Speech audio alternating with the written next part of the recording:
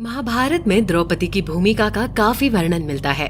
कौरवों पांडवों के बीच लड़ाई से लेकर महाभारत युद्ध तक में द्रौपदी का वर्णन मिलता है। द्रौपदी पांचाल देश के राजा द्रुपद की कन्या थी। वो एक दिव्य कन्या थी जिसका जन्म अग्निकुंड से हुआ था।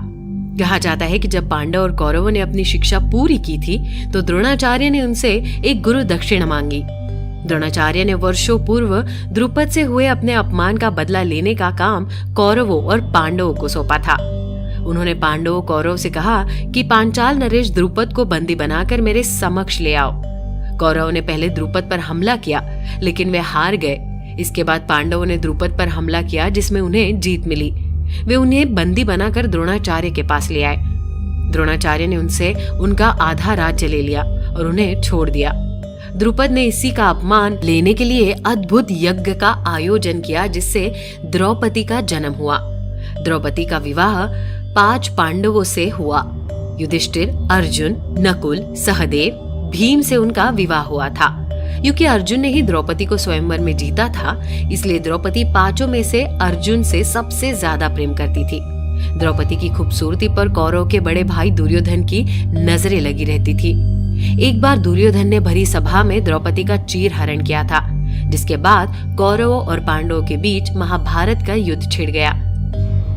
कैसे हुई थी द्रौपदी की मृत्यु? द्रौपदी को लेकर यूं तो महाभारत में कई कहानियां आपने सुनी होगी। यह हम आपको आज बताएंगे द्रौपदी की मृत्यु कैसे हुई थी। यदुवंशियों का राजपाट समाप्त हो जाने के बाद पांडवों को इसका काफी दुख हुआ। इसके बाद युधिष्ठिर ने वेद व्यास से अनुमति लेकर राजपाट छोड़कर परलोक जाने का निश्चय किया। पांडवों के स्वर्गारोहण की कहानी में इसका वर्णन मिलता है।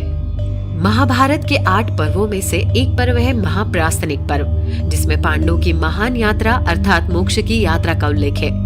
भारत यात्रा करने के बाद मोक्ष प्राप्त करने के लिए पांडव द्रौपदी के साथ हिमालय की गोद में चले गए। वहां मेरु पर्वत के पार उन्हें स्वर्ग का रास्ता मिला। 5 पांडवों के साथ द्रौपदी और एक कुत्ता उनके साथ यात्रा पर था। इसी दौरान द्रौपदी लड़खड़ाकर गिर पड़ी। भीम ने पूछा कि उसने कभी कोई पाप नहीं किया हो तो ये कैसे गिर गई। इस पर युधिष्ठिर ने कहा कि ये हम 5 में से अर्जुन को सबसे ज्यादा प्यार करती थी। इतना कहकर वे उन्हें बिना देखे आगे बढ़ गए। इसी यात्रा के दौरान द्रौपदी की मृत्यु हो गई। इसी यात्रा में सारे पांडव भाई एक एक करके मौत की आगोश में चले गए। सबसे पहले इसमें द्रौपदी की मृत्यु हुई थी, लेकिन यहाँ रोचक बात यह है कि केवल युधिष्ठिर को ही स्वर्ग में प्रवेश करने की अनुमति मिली थी। तो दर्शकों, कैसे लगी आपको ये पूरी कथा? हमें कमेंट कर जरूर बताइएगा।